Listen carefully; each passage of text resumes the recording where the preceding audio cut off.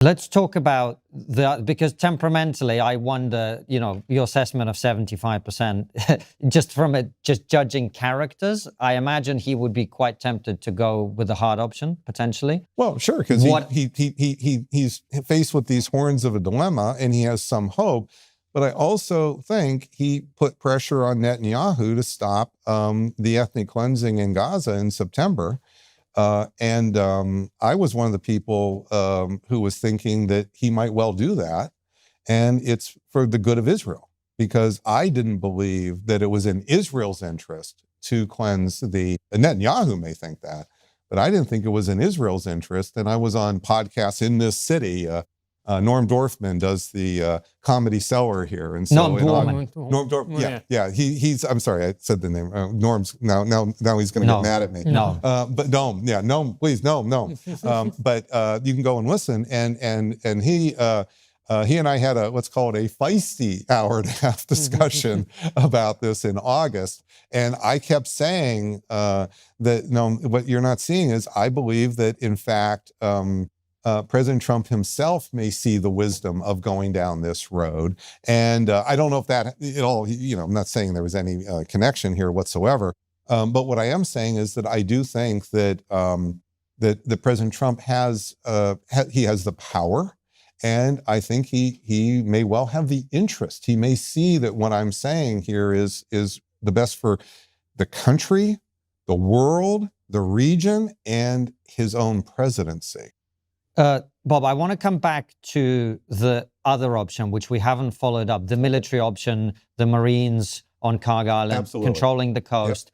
Yep. You've hinted that there is more stages to this if that option is pursued. Yep. So far we got to, let's say they get the Marines, dangerous operation, very high risk. Let's say it's successful with casualties. The Iranians begin to destroy their own oil facilities, and I imagine likely the other Gulf states as well at the same time. At this point, I'm not a great strategist, but I imagine the temptation from Israel and America is to say, "Oh, look how terrible these Iranians are. We got to go harder." So let me to give you and the listeners some framework here. For the last 30 years, my scholarship has been about air power, economic sanctions, lots of articles on sanctions, and suicide terrorism. And we have not talked about the third shoe. Okay, terrorism. So after 9/11, I compiled the first database of all suicide attacks around the world. Israel did not have this database. They had a database of who was attacking them that was 20% wrong, and I showed them, and they fixed it. I compiled this database, and it produced a finding. And I've published 2 books on this, lots of articles. But it produced a finding, which is that 95% of all suicide attacks are not due to religion. There's half of them at that point in 2001 were by secular folks, the Tamil Tigers in Sri Lanka. But 95% were in response to foreign ground forces. Ground forces. It's not that you didn't have any of those attacks before. It's that when you put the foreign ground forces in, they went up 20 times. Just to give you a sense. Many, many cases of this. Well, before this was even published, I knew Paul Wolfowitz. He was our Deputy Secretary of Defense. I knew him from the 90s. I had other connections with the Pentagon. I gave Secretary Wolfowitz here the studies here. And this was somebody coming from me. I'm basically a liberal Republican. I had all these friends in the NSC. You could imagine that I was, possibly going down that road here. Well, this is why I never went down that road. It's because I was showing them rather directly that if they invaded Iraq, and I said this in so many words to them, if they invaded Iraq, they would touch off the largest suicide terrorist campaign in modern times. They would produce more attacks on Western targets. I didn't know London was coming a few years later, but things like that. They were not stopping the next 9/11. They were assuring things like that would happen in the future.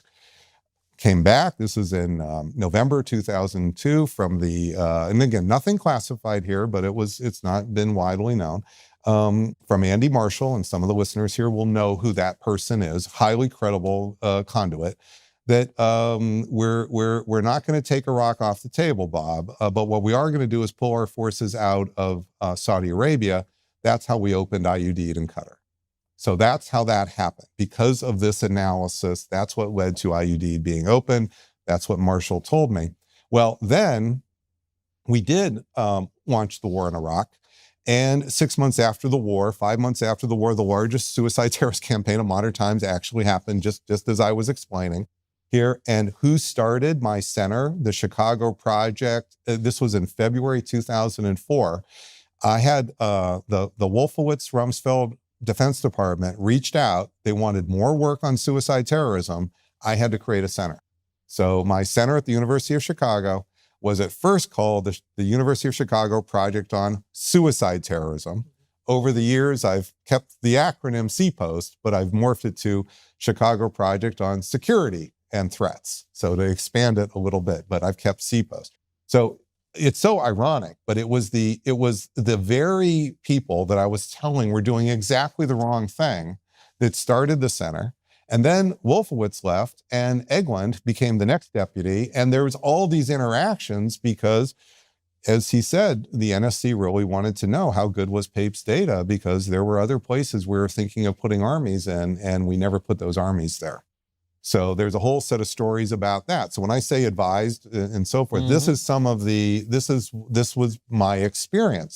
So I've had experience where people that I have disagreed with here, and this was public, so I knew then I was never being hired by an NSC here. And once you go down these roads, notice that nobody's really going to want to hire you, because I'm not a card-carrying Democrat. I'm not a card-carrying Republican. I'm a professor who's laying out the escalation dynamics and willing to talk to anybody to try to get the better outcome for the country. So what are the escalation dynamics if President Trump pursues the Marines? Again, the ground force risk. So the number one risk here to produce large amounts of anti-American terrorism, and we've seen little bits now, but nothing like could happen, is going to be ground military presence, and especially the idea that it would lead to regime change. So even if we try to take that off the table, the other side's not going to believe that. And that also means the 92 million people in Iran aren't going to believe that. Some will be hopeful, some will be opposed to that. Here, that's going to mean others in the region here. You're going to see all what we call the tentacles of Iran, all the groups that the proxies, so to speak. Here, you're going to stir up a hornet's nest of terrorism, not on day one. It took about 5 months before it really got going here with, and so we can't put a time, we can't do it to the day. That's what everybody would like. They'd like to precisely time it so they can put money on Polymarket or whatever. All right. But the bottom line is we know the direction. It's like moving a super tanker. And it's, 5 months, 7, 8 months down the road, you can expect a pretty good amount of, and this terrorism could be pretty serious. So just coming on this flight here, I didn't have to take my shoes off. Okay. We didn't do that after 9/11 until the first shoe bomber, you see. So we're not talking about the shooting sprees of, 10 or 15 people being killed. So if this goes down this road, the kind of indiscriminate terrorism we're talking about here, we're talking about malls, airplanes. We're talking about those are the targets that will come up immediately.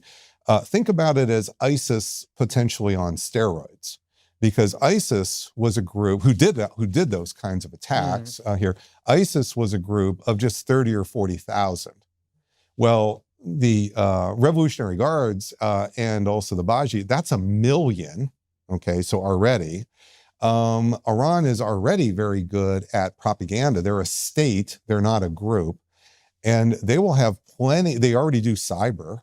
They'll have plenty of ability to go on Telegram. They'll have plenty of ability to do things that we're not even. So when we don't even know, I think, how a state as powerful as Iran would be able to use the internet and propaganda to inspire attacks. And that's why I think it will happen. I think there may be some sleeper cells and some command directed, but what ISIS showed is the power of what you can do when you inspire attacks and you explain that the attacker should take 1 or 2 weeks to prepare. And you can give them some ideas for how to prepare. But once ISIS started to explain you should take some time and prep, they did this better than Al-Qaeda. Al-Qaeda tried to do this, but that's what ISIS really did. It wasn't so much the tactics of the car ramming. I don't believe that. I've been studying terrorism here in detail. 8,000 suicide attacks, one by one, with research teams at my center. So I've looked at quite a few of these over time.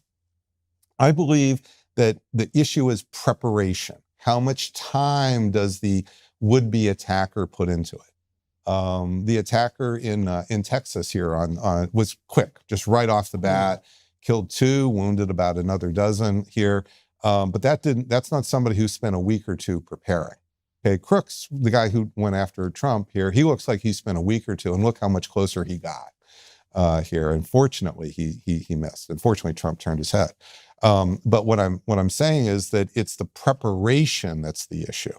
And the longer the preparation, certainly 2 weeks here, if you have a 2-week period of time, somebody's willing to put that much time in, there's just a lot more possibilities here of the bad things happening. And that is what I'm worried about as we go forward. Just a very quick aside before Francis takes back over. You said it's not really about religion and it's about ground troops.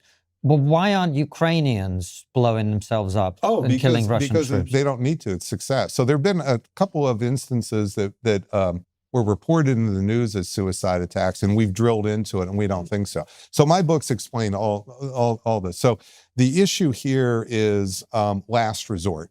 So if it's all about religion, what should be happening is all these Islamic groups, they should be, I kind of put it as, looking for the first excuse to get the quick trip to heaven. So any old excuse, they should all be doing this.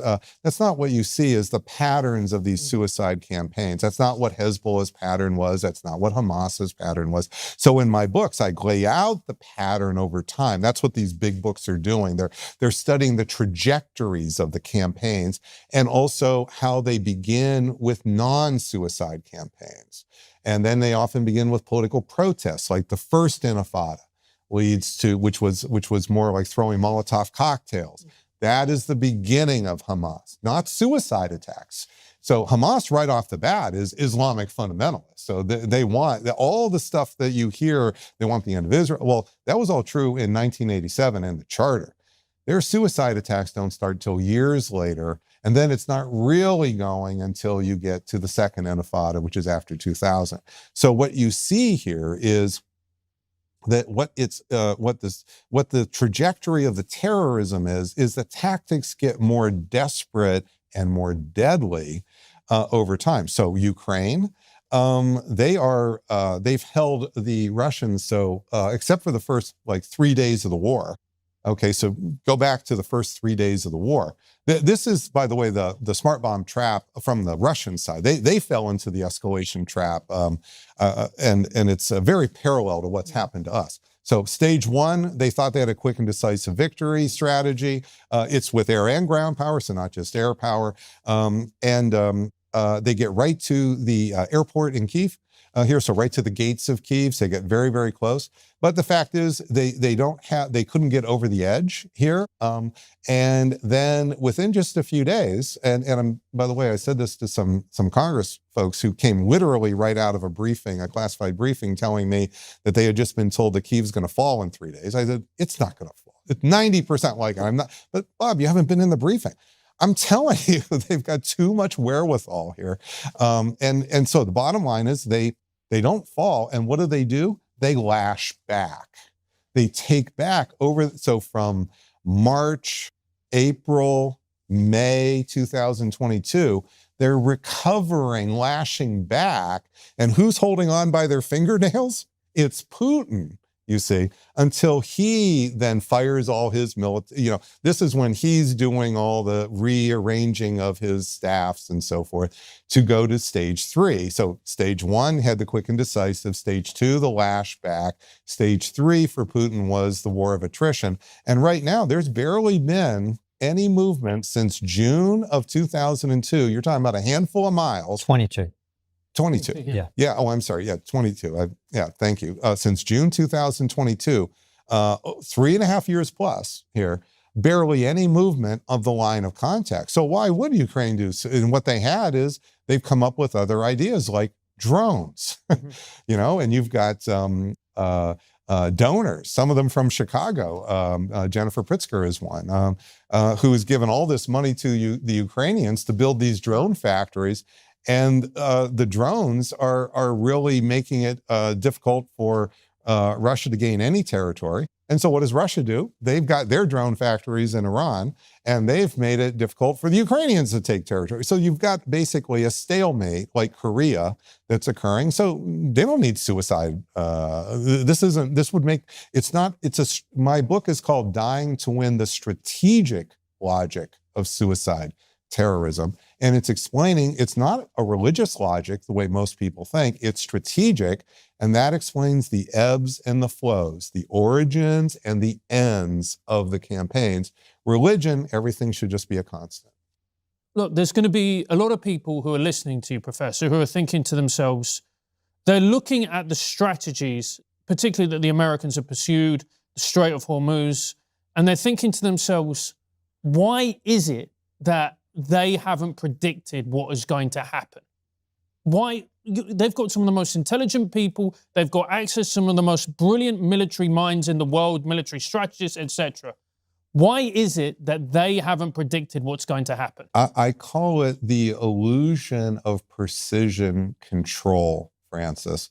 So I've been in the rooms when very, very senior, super smart people, and there's no cameras on, are getting these briefings about what air power can hit, and from people with stars on their shoulders.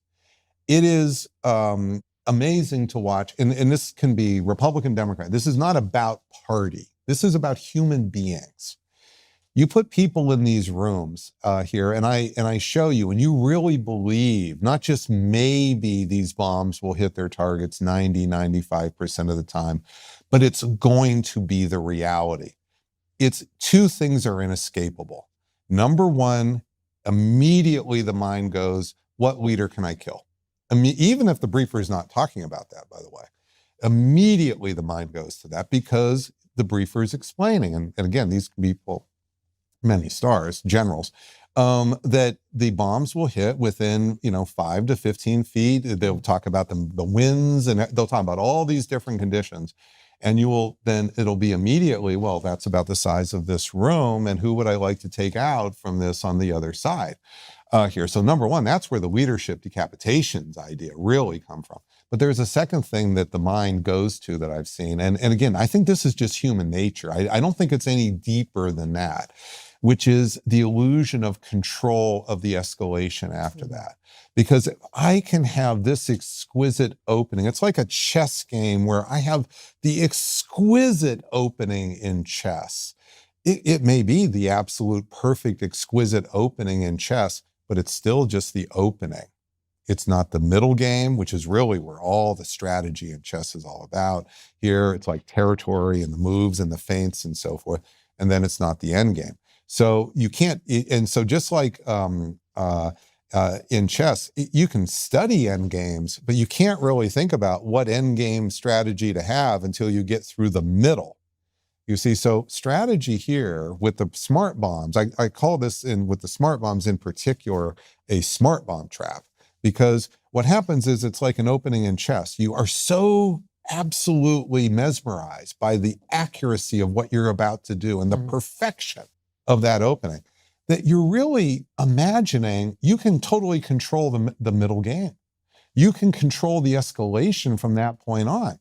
And even if the briefer here, and I have no reason to think General Kane would not have been cautioning President Trump, starts to give caution about what don't overread that opening, sir. And there's the middle game. Even if they do that, the seeing that and seeing it so close and believing it's true here, I think it creates the illusion of control. And that's why I think you've seen this with when President Reagan dropped bombs to assassinate Qaddafi in April 1986, the bombs hit there. That was the very first precision decapitation campaign. We hit his tent, killed his family, some of his family. He just stepped out of his tent, literally. He was sleeping in a tent, literally, just for a second. But 2 years later, he brought down Pan Am Flight 103, killed 271 civilians, 190 Americans as his retaliation. President Clinton, let me pick a Democrat, March 1999. President Clinton wants to negotiate for the pro-democracy movement in Kosovo. And he wants to tilt the hawk and the dove balance in the Serbian government, who's on the other side. So he launches a 3-day, what was supposed to be a 3-day air campaign, hitting 51 targets in and around Belgrade in order to shift the hawks and doves, shake, if not degrade, if not topple the Milosevic regime. And the bombs hit their targets perfectly. But what happened is the Serbian regime did not fall. It was hardened. And Milosevic countered by ordering 30,000 troops into Kosovo. And he expelled, that is ethnically cleansed, 1 million Kosovars from the country. That's 50% of all the civilians from that province. And we had to fight 78 days and put a ground army there to, we didn't have to actually conquer it, but to take it if he didn't back off. And that's what led Milosevic to give up. It was a disaster that we only pulled out at the end by putting in the ground forces here. So this is what we're up against with the smart bomb trap. Now, I talked to, on the NSC, President Clinton's briefer, the person on the NSC, I won't say the name, whose job it was to give all the worst case scenarios. And he showed me the 400-page briefing. This was in a year later, because I interviewed Adesari, the president of Finland. I spent a lot of time studying these, not just kind of casually. And so he showed me the briefing. It was still marked top secret. Well, he wrote it so he could show somebody who didn't have a clearance. And he just said to me, he said, Bob, it never occurred to me that the Serbs would be that vicious, even though they described it as one of the most vicious regimes ever. He said, it just never occurred to me or to us. We just couldn't imagine that level of evil. Professor, so all of that being the case, the one question we haven't asked you, which strikes me as kind of important, is it's academic, but also kind of important. If we agree, I don't know if we agree, but I imagine we agree that Iran shouldn't get nuclear weapons. Yeah. What should President Trump have done? He should have gone back to the JCPOA, the Obama deal, because if you can push this problem off 10, 15, 20 years, do it.